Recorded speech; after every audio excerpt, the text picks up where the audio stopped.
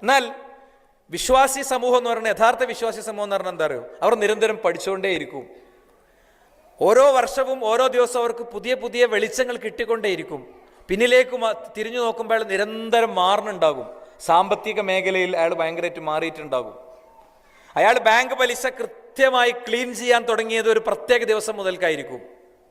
Bank പലിശയിലേക്ക് add ചെയ്യപ്പെടുന്ന cash അത് ഒഴിവാക്കിയിട്ടുണ്ടാകും. അയാൾ സക്കാത്ത് കൃത്യമായി കണക്കൂട്ടി കൊടുക്കുന്നുണ്ടാകും. ഇസ്ലാം പറഞ്ഞ എല്ലാ മേഖലയിലേക്ക് ഇൻവെസ്റ്റ്മെന്റ് ഉണ്ടാകും. വിധവയെ സഹായിക്കണതിന്റെ പുണ്യം മനസ്സിലാക്കിയിട്ട് ഒരു ദിവസമെങ്കിലും ഒരു വട്ടെങ്കിലും അയാൾ വിധവയെ സഹായിച്ചിട്ടുണ്ടാകും. അനാഥനായ കുഞ്ഞിന്റെ മുടിയിഴകളിൽ വിരൽപ്പായിക്കുമ്പോൾ അതിൻ്റെ ഹൃദയത്തിന്റെ കാഠിന്യം കുറയുമെന്ന പ്രവാചകന്റെ വചനം നെഞ്ചേറ്റിക്കൊണ്ട് യതീം കുട്ടികളുടെ അക്കൗണ്ടിലേക്ക് പൈസ ഇട്ടാൽ അനാഥരോടുള്ള ഉത്തരവാദിത്തം കഴിഞ്ഞു എന്ന തെറ്റിദ്ധാരണ മൂപ്പർക്ക് ഉണ്ടാവില്ല. സ്വന്തം കുടുംബത്തിലും ബന്ധത്തിലുമുള്ള അത്തരം മനുഷ്യരെ, അത്തരം കുഞ്ഞുങ്ങളെ തേടിപ്പിടിച്ച് ദൗത്യങ്ങൾ നിർവഹിക്കുന്നുണ്ടാകും. അയാൾ സംസാരിക്കേണ്ടിടത്ത് സംസാരിക്കുന്നുണ്ടാകും. നിലപാട് പറയേണ്ടിടത്ത് നിലപാട് പറയുന്നുണ്ടാകും. മിണ്ടാതിരിക്കേണ്ടിടത്ത് മിണ്ടാതിരിക്കുന്നുണ്ടാകും. എന്താ? കാരണം അയാൾ പഠിച്ചുകൊണ്ടിരിക്കുന്നുണ്ടാവും.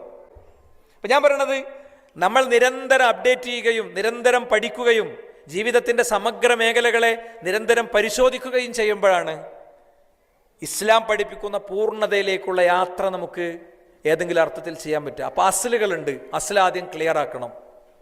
നിർബന്ധമായിട്ടും സ്വീകരിക്കേണ്ട കാര്യങ്ങളുണ്ട്, അത് ആദ്യം ക്ലിയർ ആക്കണം.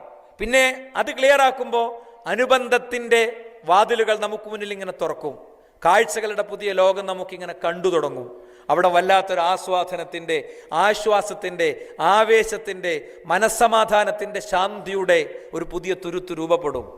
ചുറ്റുമുള്ളവരൊക്കെ എങ്ങനെയൊക്കെ ആയാലും നമുക്ക് നമ്മുടേതായ ഒരു പ്ലാനും പദ്ധതി അപ്പം ഉണ്ടാകും. അപ്പം ഞാൻ പറയാൻ ശ്രമിക്കുന്നത്, അതുകൊണ്ട് അങ്ങനെ ഉള്ളൊരു വ്യക്തിക്ക് ഹലാവത്തുൽ ഈമാൻ ഉണ്ടാവും. ബിരിയാണിക്കൊരു മധുരമുണ്ട്, ജ്യൂസുകൾക്കൊരു മധുരമുണ്ട് എന്ന് പറയുന്നത് പോലെ വിശ്വാസത്തിനൊരു മധുരമുണ്ട്. വിശ്വാസത്തിന്റെ മധുരം ഉൾക്കൊണ്ടൊരു വ്യക്തി ജീവിതത്തിലെ എല്ലാ പ്രശ്നങ്ങളെയും ആ ആംഗിളിലാണ് കാണുക. ഒരു വിഷയം ഉണ്ടാവില്ല.